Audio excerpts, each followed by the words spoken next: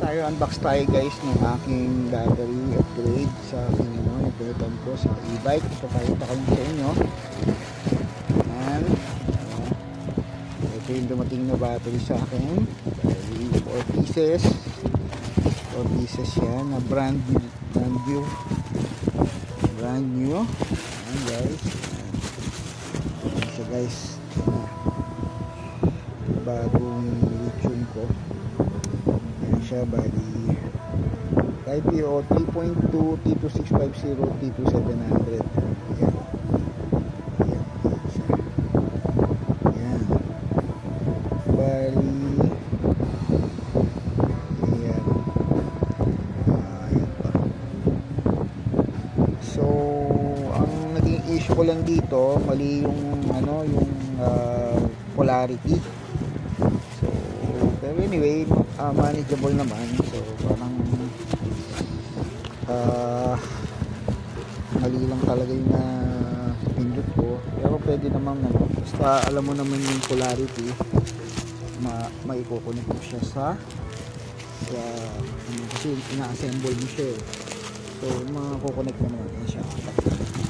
So nakakahalaga siya ng 200 something. So sabi doon sa akin ay brand new na siya, branded footage.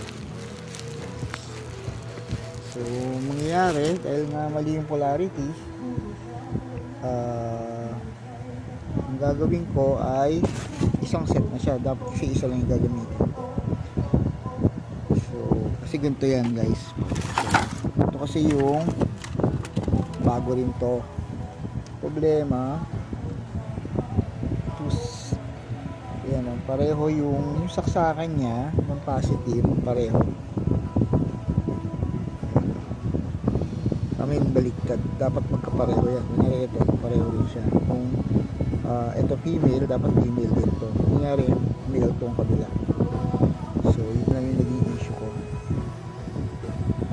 Kaya medyo challenge, hindi naman challenge, pero madali lang i-handle kasi alam mo naman yung positive, negative.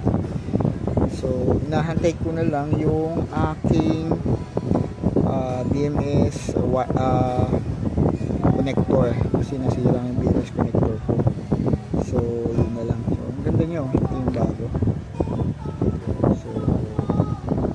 So gagawin ko na lang, connect na lang yan guys, connect na lang natin.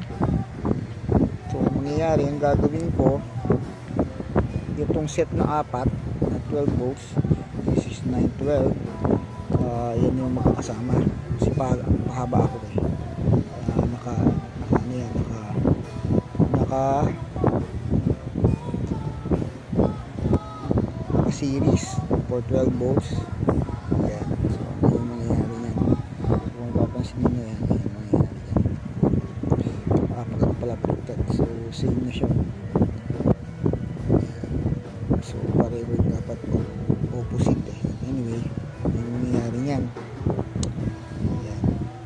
So ayan, antay na lang ako ng aking connector. So para mabuo na siya at may dry run ko na sa e-bike na NWOW na luma. NWOW lang naman na luma yung aking